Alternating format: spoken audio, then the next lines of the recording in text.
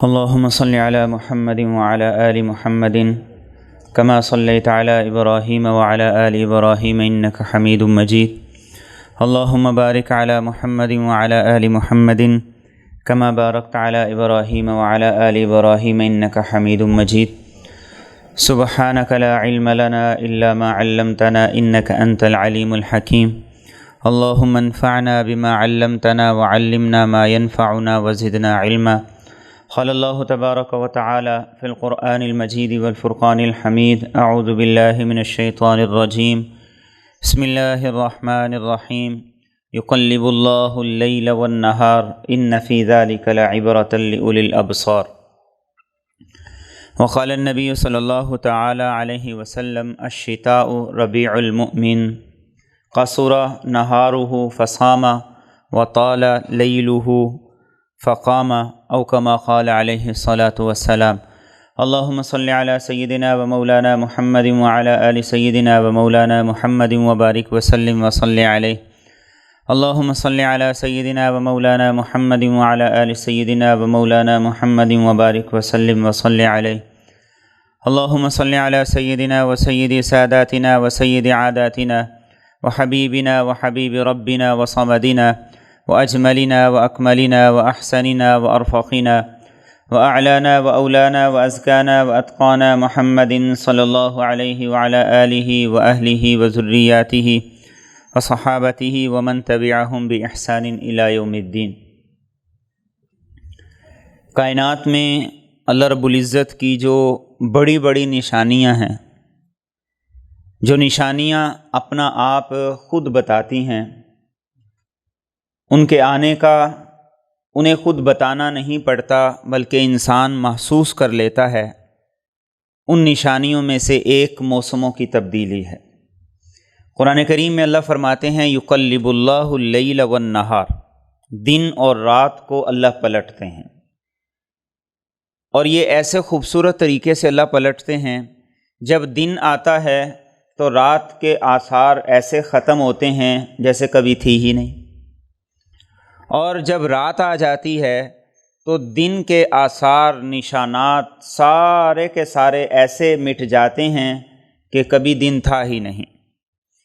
اور پھر یہ ایک ایسے غیر محسوس طریقے سے ہوتا ہے. رات کے آتے ہوئے کوئی شور شرابہ نہیں ہوتا، کسی قسم کا انسان کو احساس نہیں ہوتا کہ دھیرے دھیرے وہ رات اپنی انتہاؤں کو پہنچ جاتی ہے. دن کا طلوع وہ ایسے خوبصورت طریقے سے ہوتا ہے کہ آہستہ آہستہ سورج آسمان کے درمیان تک پہنچ جاتا ہے اور انسان کو احساس بھی نہیں ہوتا. ہم نے ایک چھوٹا سا کام کرنا ہو، اس کے لیے شور بھی ہوتا ہے، آواز بھی آتی ہے، سب کو پتہ بھی چلتا ہے، اور پھر اس کے بارے میں بسا اوقات دوسرے تکلیف بھی محسوس کرتے ہیں، پریشانی بھی محسوس کرتے ہیں. لیکن رات پلٹتی ہے، احساس نہیں ہوتا، دن آتا ہے، احساس نہیں ہوتا. فرمایا: یقلب اللہ اللیل والنہار، اس لیے کہ اس کو پلٹنے والا وہ صرف اور صرف اللہ ہے. ان فی ذلک لعبرۃ لأولی الابصار. فرمایا جس کی آنکھیں ہیں اس کے لیے اس میں بڑا سبق ہے، جس کی نظر کام کرتی ہے اس کے لیے اس میں بڑا پیغام ہے. وہ اسی سے اپنے رب کو پہچان لیتا ہے. اور پھر یہ وہ بڑی نشانیاں ہیں جو اپنا آپ انسان کو بتاتی ہیں. دن آتا ہے تو انسان کو پتہ چل جاتا ہے سورج کی روشنی تیز ہے یا مدھم ہے، دھوپ زیادہ ہے یا کم ہے، سورج کہاں تک پہنچ گیا ہے. یہ چیزیں انسان کو دن خود بخود بتا دیتا ہے. رات آتی ہے تو وہ بھی اپنا آپ خود بتا دیتی ہے، ٹھنڈی ہے، گرم ہے، چاند کہاں تک پہنچا ہے. یعنی یہ وہ چیزیں ہیں جس کے لیے انسان کو غور و فکر نہیں کرنا پڑتا، سوچ و بچار نہیں کرنی پڑتی. جیسے کوئی آدمی بیمار ہے، اسے شوگر کا مسئلہ ہے، تو اس کی شوگر کی ایک اپنی لینگویج ہے جو سارے بدن پہ اثر انداز ہو کے یہ بتا دیتی ہے کہ یہ ہائی ہے یا لو ہے. ایسے ہی اس نظام کائنات میں یہ بڑی نشانیوں میں سے یہ نشانیاں ہیں رات اور دن کا پلٹ جانا، کہ ان کی اپنی لینگویج ہے، یہ انسان کو اپنی طرف متوجہ کرتی ہی کرتی ہیں۔ انسان جتنا مرضی اگنور کرے وہ کیسے سورج کو نہ دیکھے، جتنی مرضی کوشش کرے کیسے اس کی نظر چاند پہ نہ پڑے، جتنا مرضی وہ سردی گرمی سے بچنے کی کوشش کرے اس کو سردی کی اور گرمی کی فیلنگز بھی خود بخود آ رہی ہوتی۔ اور اب تو انسان چاہے سردی سے مکمل تحفظ لے کے بیٹھا ہوا ہو، ہیٹر بھی چل رہا ہو، اس کے ساتھ لحاف بھی ہو، کمبل بھی ہو، گرم بستر بھی ہو، ڈرائی فروٹ بھی ہو، سوپ بھی ہو، لیکن جو ویدر کاسٹ موبائل پہ نظر آ رہی ہوتی ہے انسان کو، اسی کو دیکھ کے اس میں سے سردی نکل رہی ہوتی، اسی میں سے سردی فیل ہو رہی ہوتی۔ یہ وہ چیزیں ہیں جو انسان کو اپنا آپ محسوس کرائے بغیر نہیں رہتی ہیں، اور یہی اللہ کی نشانیاں ہیں۔ ان فی خلق السماوات والارض واختلاف اللیل والنہار لآیات، ایک نشانی نہیں ہے، بڑی نشانی ہے، بڑی نشانی ہے۔ کس کے لیے؟ کس کے لیے؟ لأولی الالباب، عقل مندوں کے لیے، بے وقوف کے لیے نہیں، بے وقوف کے لیے نہیں، سمجھدار کے لیے بڑی نشانیاں۔ ایسے ہی موسموں کی تبدیلی ہے، رات اور دن کے گزرنے سے موسم تبدیل ہوتے ہیں، اور پھر موسم بھی ایسی انگڑائی لیتا ہے کہ صرف سردی نہیں آتی، سردی کے ساتھ اس کے سارے لوازمات ہمیں بدلتے نظر آتے ہیں۔ فروٹ کی ریڑیاں دیکھیں گے، سردی کے پھل نظر آئیں گے، سبزی کی دکان پہ جائیں گے، سردی کی سبزیاں نظر آئیں گی، جگہ جگہ ڈرائی فروٹ کے سٹال ملیں گے، جگہ جگہ سوپ کے سٹال ملیں گے۔ یہ کیا ہے؟ اللہ نے بدلا ہے، اور ایسا بدلا ہے کہ ہر چیز ہی بدل گئی۔ اور پھر جب گرمی آئی، گرمی بھی اپنے ساتھ اپنے سارے لوازمات لے کر آئی۔ یہ اللہ کا بنایا ہوا نظام ہے، اور اس نظام میں کبھی کوئی خلل نہیں آیا، کبھی کوئی تبدیلی نہیں آئی، کبھی کوئی چینج نہیں آیا۔ ایسا نہیں ہوا کہ کبھی سردی آ گئی ہے لیکن گرمی کی جو سبزیاں ہیں وہ ویسے ہی لگ رہی ہیں اور سردی کی سبزیاں لگ ہی نہیں رہی۔ ہر چیز میں تبدیلی، ہر چیز میں تبدیلی۔ یہ ہے لآیات، ایک نہیں بڑی نشانیاں ہیں۔ پھر سردی یہ ایک نعمت نہیں ہے، بہت سی نعمتوں کا مجموعہ ہے۔ سردی ایک نعمت نہیں ہے، بہت سی نعمتوں کا مجموعہ ہے۔ سردی کا لباس الگ ہے، سردی کے لوازمات الگ ہیں، سردی کے کھانے الگ ہیں۔ تو ایک نعمت نہیں ہے، بہت سی نعمتوں کا مجموعہ ہے۔ اور گرمی یہ ایک نعمت نہیں ہے، یہ ان گنت لاتعداد نعمتوں کا مجموعہ ہے۔ اور قرآن کریم نے ان نعمتوں کا اور ان نعمتوں پر شکر گزاری کا انسان سے مطالبہ کیا ہے۔ نعمت کی شکر گزاری یہ انسان کے ذمہ ہے۔ اور عبادات دیکھ لیں، معاملات دیکھ لیں، اطاعت اللہ کی دیکھ لیں، سنت حبیب صلی اللہ تعالیٰ علیہ وسلم کو دیکھ لیں، ہر معاملے میں جو پہلو ہے دراصل شکر گزاری ہے۔ ہر معاملے کا پہلو وہ شکر گزاری ہے۔ اس لیے اللہ رب العزت نے اگر ان نعمتوں کا تذکرہ کیا ہے تو پھر انسان کو یہی جتلایا ہے، پہلے اپنا تذکرہ کیا ہے۔ واللہ جعل لکم من بیوتکم سکنا، جن گھروں میں تم آرام کرتے ہو، راحت حاصل کرتے ہو، انہیں تمہارے لیے راحت اور آرام کا ذریعہ کس نے بنایا؟ اللہ نے بنایا ہے۔ وَمِنْ أَصْوَافِهَا وَأَوْبَارِهَا وَأَشْعَارِهَا أَثَاثًا وَمَتَاعًا إِلَىٰ حِينٍ، فرمایا ان جانوروں کی اون، ان کے بال، ان سے فائدے، ان سے حاصل ہونے والے فائدے کس نے تمہارے لیے بنائے ہیں؟ اللہ نے بنائے ہیں۔ وَالْأَنْعَامَ خَلَقَهَا لَكُمْ فِيهَا دِفْءٌ وَمَنَافِعُ وَمِنْهَا تَأْكُلُونَ، فرمایا یہ جانور یہ تمہارے لیے اس اللہ نے بنائے ہیں، پھر ان جانوروں سے تم بہت سے فائدے حاصل کرتے ہو۔ ان میں سے ایک فائدہ کیا ہے؟ ان سے تمہیں گرمائش اور گرمی حاصل ہوتی، لباس کے ذریعے سے بھی۔ اور جس وقت قرآن کی آیات نازل ہوئی اس وقت اس طرح کے بہترین خوبصورت لباس کا تصور ہی نہیں تھا. بڑے بڑے برانڈز ہیں جو صرف ایک چھوٹے سے بیگ کا 10-10 لاکھ روپیہ چارج کرتے ہیں. ہے یا نہیں ہے؟ ایک چھوٹا سا آپ کا پرس ہے جو لیدر کا ہو، اچھے بھلے پیسے. لیدر کی جیکٹ ہے، یہ اللہ فرما رہے ہیں لکم فیہا دفء. یہ کس نے بنایا ہے؟ اللہ نے تمہارے لیے بنایا ہے.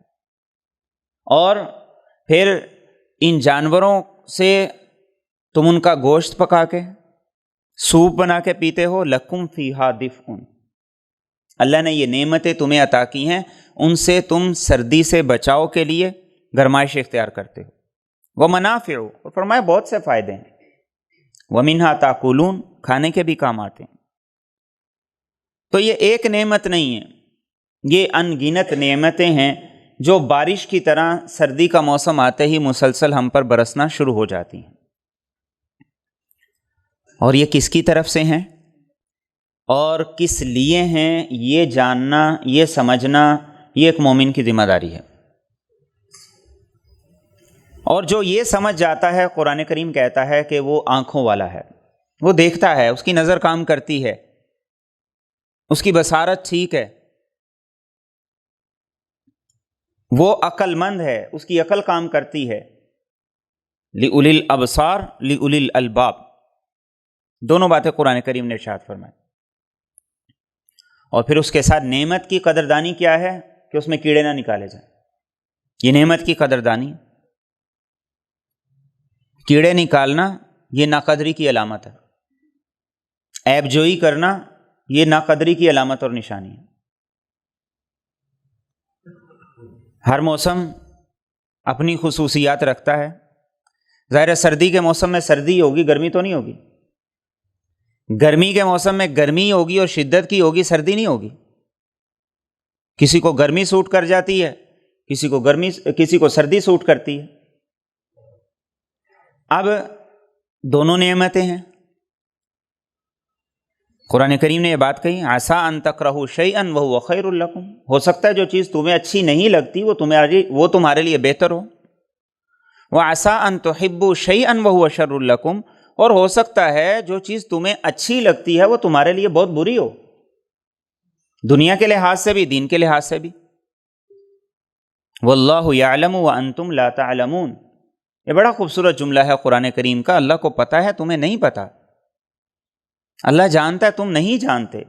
وہ علم رکھتا ہے، تم نہیں علم رکھتے. ماں باپ اپنی اولاد کو یہی کہہ کے سمجھاتے ہیں نا، بیٹا ہمیں پتہ ہے، تمہیں نہیں پتہ. وقت کیسا چل رہا ہے، زمانہ کیسا چل رہا ہے، اس کا تمہیں ادراک نہیں ہے، تم نہیں سمجھ سکتے، ہم سمجھتے ہیں. اللہ بھی رب العالمین ہے، وہ بھی یہی کہتا ہے واللہ یعلم وانتم لا تعلمون، کہ میرے بندو میں جانتا ہوں، تم نہیں جانتے ہو.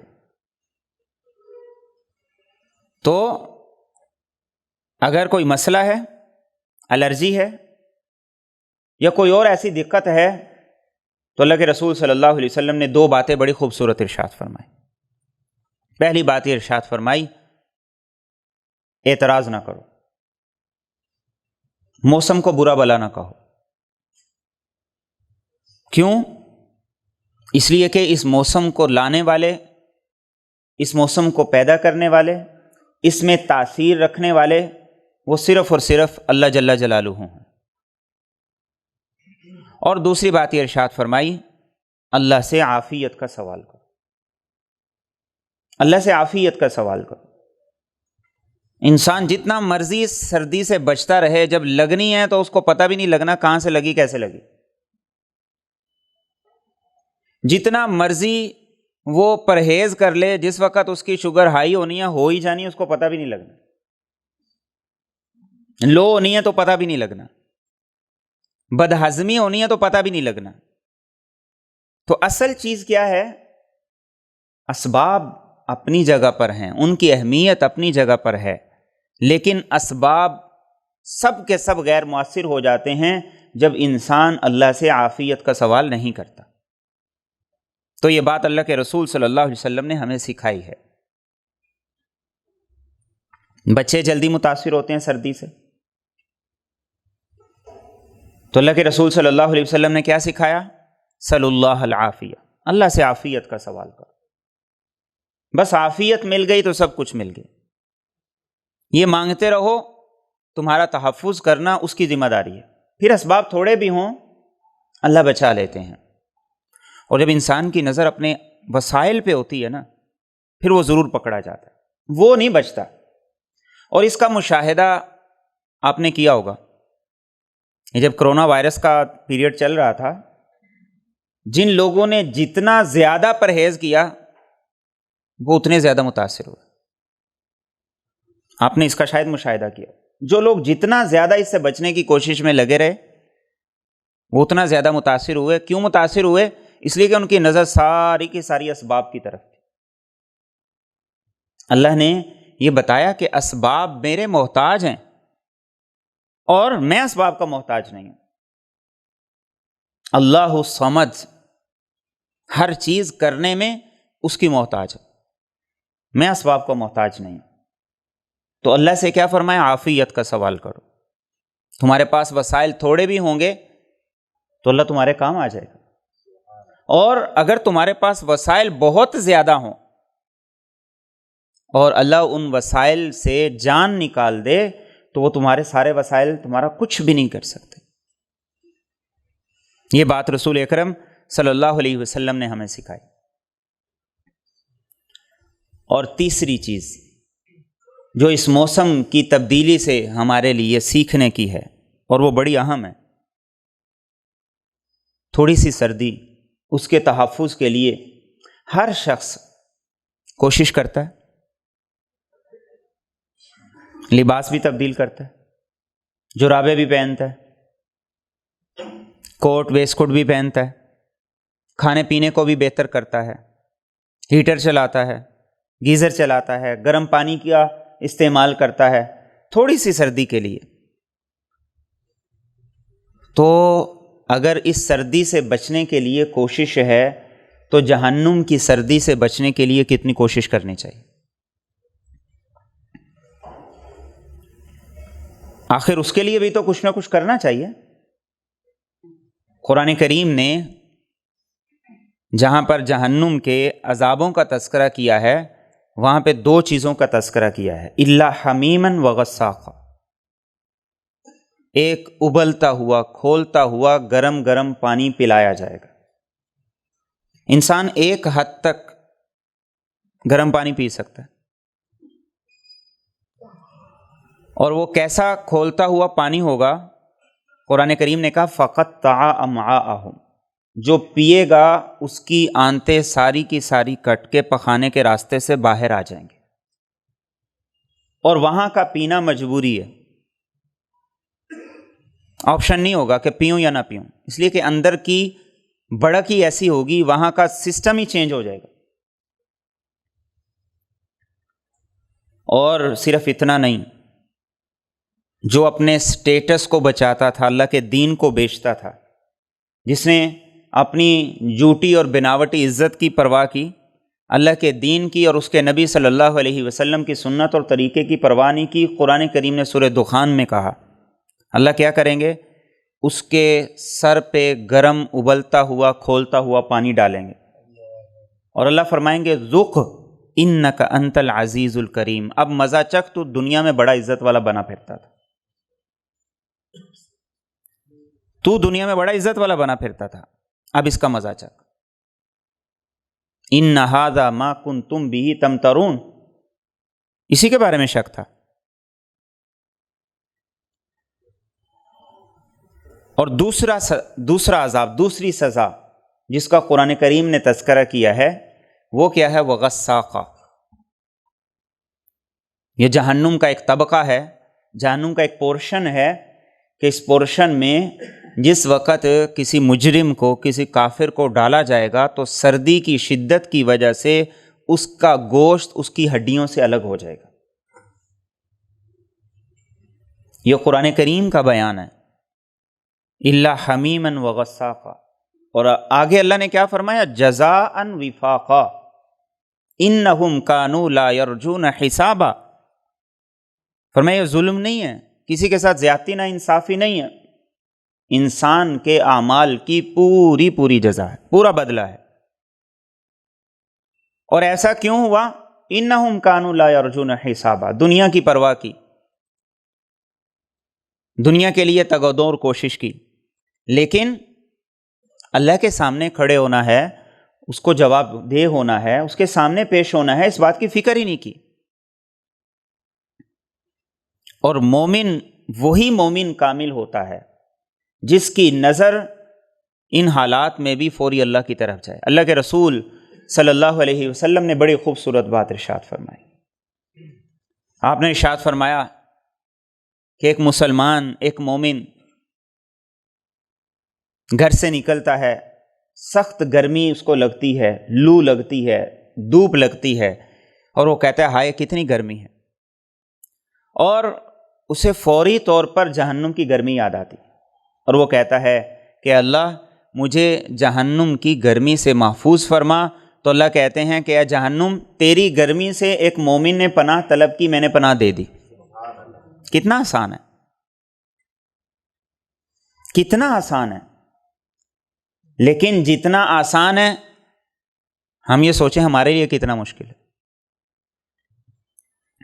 اور پھر اللہ کے رسول صلی اللہ علیہ وسلم فرماتے ہیں کہ ایک آدمی نکلتا ہے، اسے سردی لگتی ہے، اور وہ کہتا ہے کہ بڑی سردی ہے، جسم کانپ رہا ہے، ٹھٹر رہا ہے، سردی کی شدت ہے، اور پھر اللہ سے یہ کہتا ہے کہ اللہ مجھے جہنم کی سردی سے محفوظ رکھنا۔ تو اللہ کے جہنم سے کہتے ہیں کہ میرے بندوں میں سے ایک بندے نے تیری سردی سے پناہ طلب کی ہے، تو گواہ ہو جا، میں نے اسے پناہ عطا کر دی۔ صحابہ نے اللہ کے رسول صلی اللہ علیہ وسلم سے پوچھا، یا رسول اللہ صلی اللہ علیہ وسلم یہ بتائیے کہ یہ زمہریر آپ نے فرمایا کہ جہنم کی سردی وہ کیا ہے؟ تو آپ صلی اللہ علیہ وسلم نے ارشاد فرمایا کہ جہنم کا یہ پورشن اتنا ٹھنڈا ہوگا، اتنا ٹھنڈا ہوگا کہ جہنم والے جب جہنم کے فرشتوں سے کہیں گے کہ یہاں گرمی بڑی ہے، آگ بڑی ہے، سیک بڑا ہے، حرارت بڑی، یہاں سے ہمیں نکالو، تو وہ کہیں گے نکال دیتے ہیں، اور وہ نکال کے انہیں جب جہنم کی سردی میں رکھیں گے، اتنی سردی ہوگی کہ ان کا گوشت ان کی ہڈیوں سے الگ ہو جائے گا۔ وہ کہیں گے ہمیں دوبارہ آگ میں ڈال دو، یہاں نہیں ہم رہ سکتے۔ اور اللہ کیسے کریم ہیں، کیسے کریم ہیں، ایسا کریم رب، وہ کہتا ہے بس ایک دفعہ سردی کو محسوس کرو تو کہو کہ اللہ مجھے جہنم کی سردی سے بچا دے، اللہ بچا دے گا۔ اور اس کے لیے سردی خود بخود یاد دہانی کرواتی ہے، لیکن اصل ہماری آنکھیں نہیں کام کرتی، ہماری عقل نہیں کام کرتی، جو قرآن کریم نے بات کی۔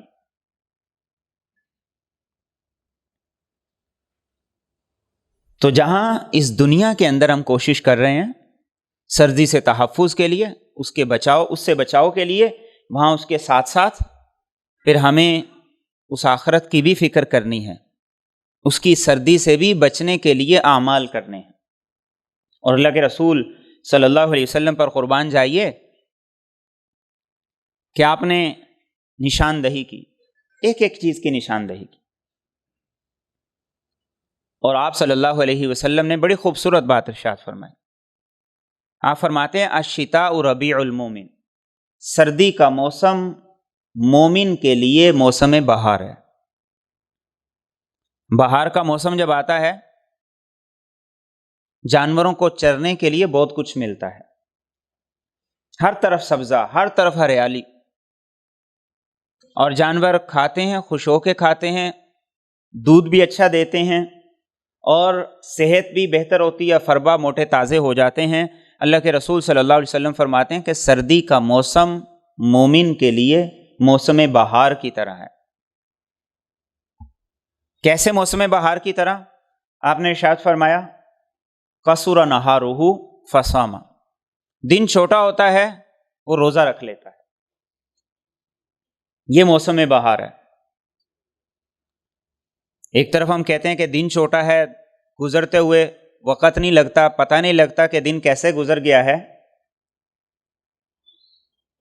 جب دن 10 بجے شروع کریں گے تو دن 24 گھنٹے کا بھی ہو صرف دن 24 گھنٹے کا بھی ہو تو وہ چھوٹا ہی ہوگا۔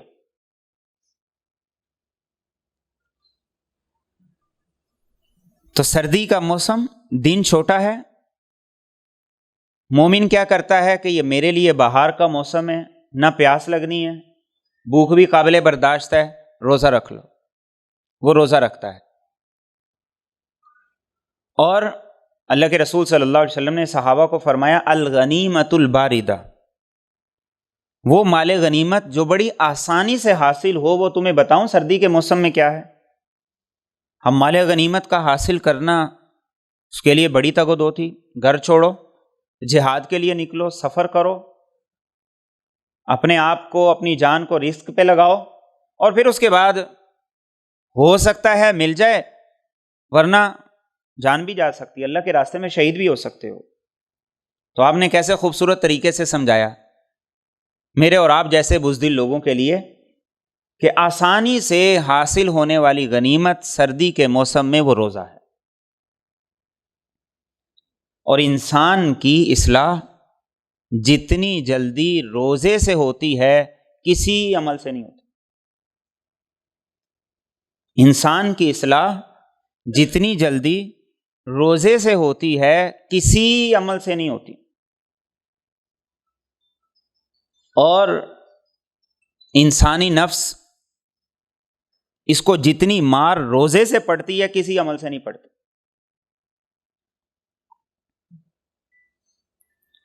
کسی عمل سے نہیں پڑتی۔ تو سردی کا موسم مومن کے لیے موسم بہار ہے کہ دن چھوٹا، روزہ رکھو، تھوڑا بھی کھا لو، گزارا ہو جائے گا، پیاس بھی نہیں لگے گی، اور دن بڑی آسانی سے کٹ جائے گا۔ اور دوسری بات کیا ارشاد فرمائی؟ طال لیلہ فقام، رات طویل ہو گئی، 5 بجے سورج غروب ہو گیا، 5:30 بجے کے بعد جا کے فجر کی اذان ہوگی، 12 گھنٹے کی رات ہے، اس سے بھی زیادہ کی۔ تو مومن کی فرمایا سردی میں رات لمبی ہو جاتی ہے، آرام بھی کر لیتا ہے، اور اس کے ساتھ اللہ کے سامنے تہجد میں بھی کھڑا ہو جاتا ہے۔ گرمی میں مشکل ہے، موسم بھی کچھ ایسا ہوتا ہے، اور موسم کے ساتھ ساتھ نیند کا بھی عمل دخل ہے۔ سردی میں نیند جلدی پوری ہوتی ہے، گرمی میں نیند تاخیر سے پوری ہوتی ہے۔ سردی کی نیند آرام والی ہے، گرمی کی نیند میں ذرا بے چینی ہوتی۔ تو فرمایا کہ مومن کے لیے یہ سردی کا موسم موسم بہار ہے۔ تو اللہ نے مجھے اور آپ کو عطا کیا، اور صحابہ کرام رضی اللہ تعالیٰ عنہ اجمعین میں سے جو 10 مبشرہ تھے، ان میں سے سعد بن ابی وقاص رضی اللہ تعالیٰ عنہ دنیا سے جانے لگے تو اپنے بیٹے کو وصیت کی، کیا میرے بیٹے، وہ صفات اور وہ خوبیاں تمہیں بتا کے جا رہا ہوں جن سے ایمان بنتا ہے، وہ صفات اور خوبیاں بتا کے جا رہا ہوں جن سے ایمان بنتا ہے۔ اور فرمایا ان خوبیوں میں سے ایک یہ ہے کہ سردی کے موسم میں روزے رکھو، اور اس کی رات کو قیام کے ذریعے سے زندہ کرو، اللہ تمہارے ایمان کو مضبوط کرے۔ معاذ بن جبل رضی اللہ تعالیٰ عنہ موت کے وقت اس بات پہ رو رہے تھے کہ سردی کی بڑی راتیں غفلت کے اندر گزر گئیں اور میں تہجد نہیں پڑھ سکا، اور گرمی کے دن خالی چلے گئے اور میں سخت گرمی میں روزہ نہیں رکھ سکا۔ تو کوشش کریں، گھر میں ماحول بنائیں، اور اس میں جو سب سے اہم چیز ہے خواتین کے روزے جو قضا ہو گئے۔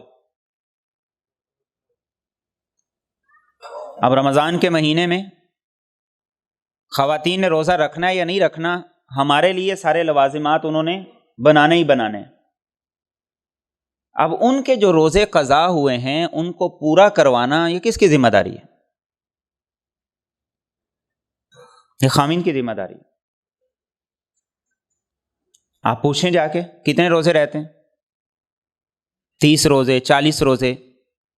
اگر اس دوران پریگنینسی تھی یا بچے کو فیڈ کراتی تھی تو ہو سکتا ہے کہ وہ 60-70 سے اوپر ہو.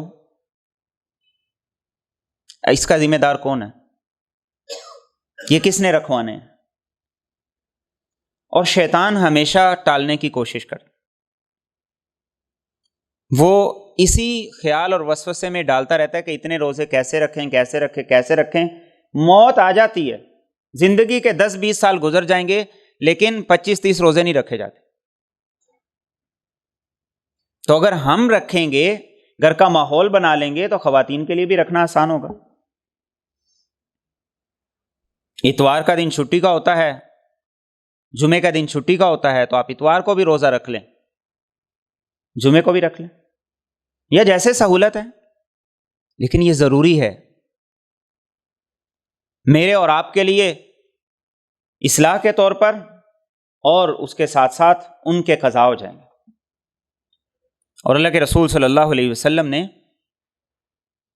اس بات کو بڑا پسندیدگی کے نگاہ سے دیکھا ہے. اور پھر تہجد کی نماز، اللہ کے رسول صلی اللہ علیہ وسلم نے یہ بات ارشاد فرمائی کہ رات کے آخری پہر میں اللہ رب العزت ہر ایک کی دعا کو قبول کرتے، کسی کی بھی دعا رد نہیں جاتی. اور یہ وہ وقت ہے جب اللہ خود آفر کر رہے ہوتے ہیں، ڈیل چل رہی ہوتی ہے، سیل چل رہی ہوتی ہے کہ آؤ مانگو، سوال کرو، اپنا مسئلہ رکھو، اپنی پریشانی بتاؤ، ٹینشن کیا ہے. ہم بس لوگوں کو سناتے رہتے ہیں، یہ ہو گیا، وہ ہو گیا، فلاں نے ایسا کر دیا، فلاں نے ایسا کر دیا، فلاں نے ایسا کر دیا. جو کہتے ہیں مجھے سناؤ، ہم اس کو سناتے نہیں. جو کہتے ہیں میں حل کرتا ہوں، ہم کہتے ہیں ہمارے پاس ٹائم ہی نہیں.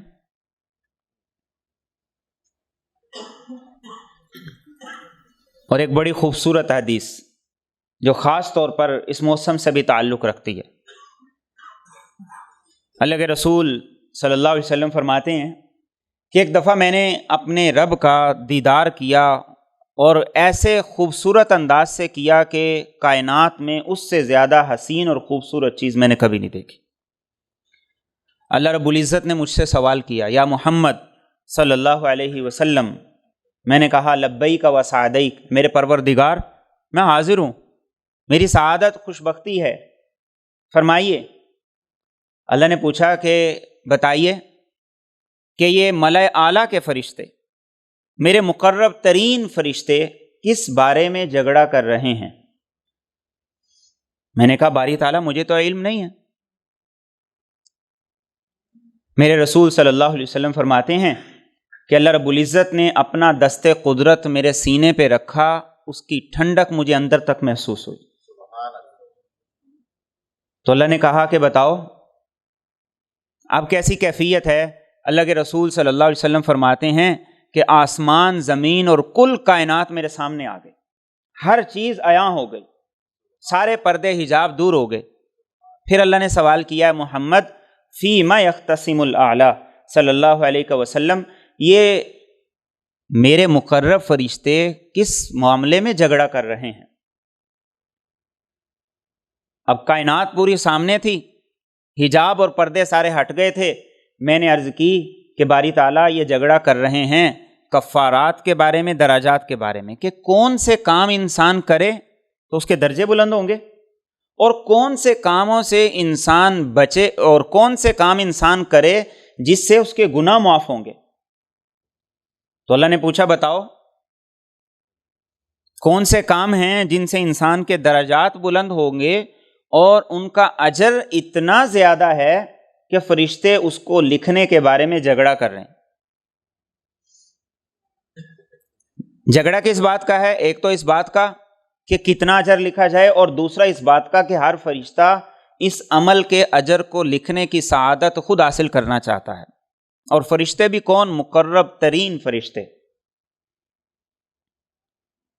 تو درجات کیا ہیں؟ اب اللہ کے رسول صلی اللہ علیہ وسلم بتا رہے ہیں کہ درجات میں پہلی چیز یہ ہے اسباغ الوضوء فی المکاری. سردی کا موسم ہے، پانی ٹھنڈا ہے، وضو کرنے کو جی نہیں چاہتا، اچھے طریقے سے جو وضو کرے گا اللہ اس کے اتنے درجات بلند کریں گے کہ اعمال لکھنے والے فرشتے جھگڑتے ہیں. ایک کہتا ہے میں نے لکھنا ہے اس کا اجر، دوسرا کہتا ہے میں نے لکھنا ہے. وہ سعادت سمجھتے ہیں کہ میرے لیے اس کا اجر لکھنا سعادت ہے، تو جو کر رہا ہے اس کے لیے کتنا اجر ہوگا، اس کے لیے کتنا اجر ہوگا۔ اور دوسری بات کیا ہے؟ کثرت الخطا الی المساجد، یہ بھی سردی کے بارے میں، بار بار مسجد جانا۔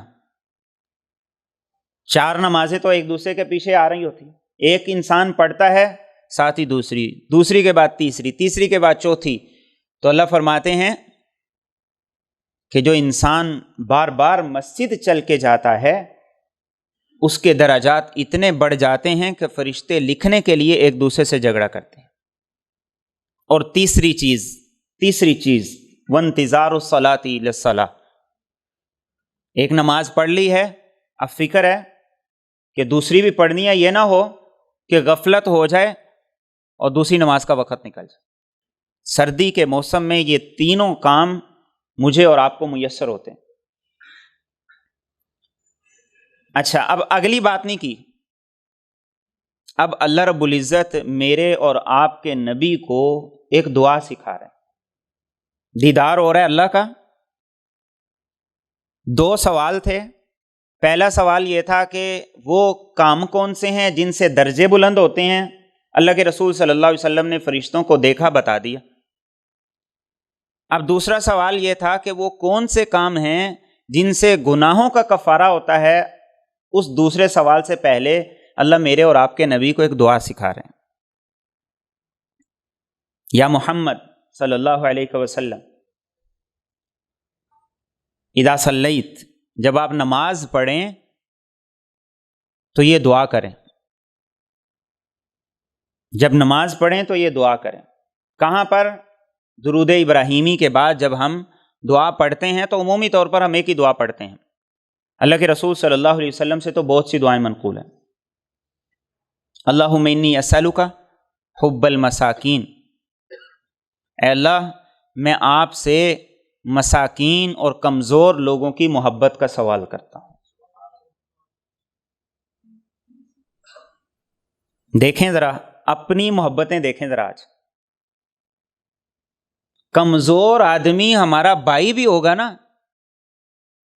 ہم اس سے وہ تعلق اور وہ رشتہ نہیں نبھاتے جو ایک تگڑے سے، کھاتے پیتے سے، جو چاہے ہمارا رشتہ دار نہ بھی ہو اس کے ساتھ نبھاتے ہیں۔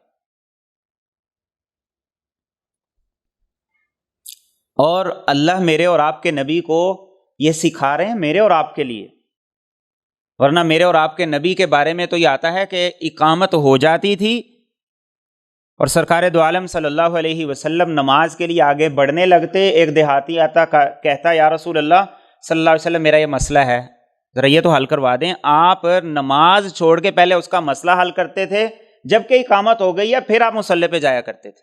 تو میرے اور آپ کے لیے یہ دعا ہے، اور اس دعا کا کیا حصہ ہے؟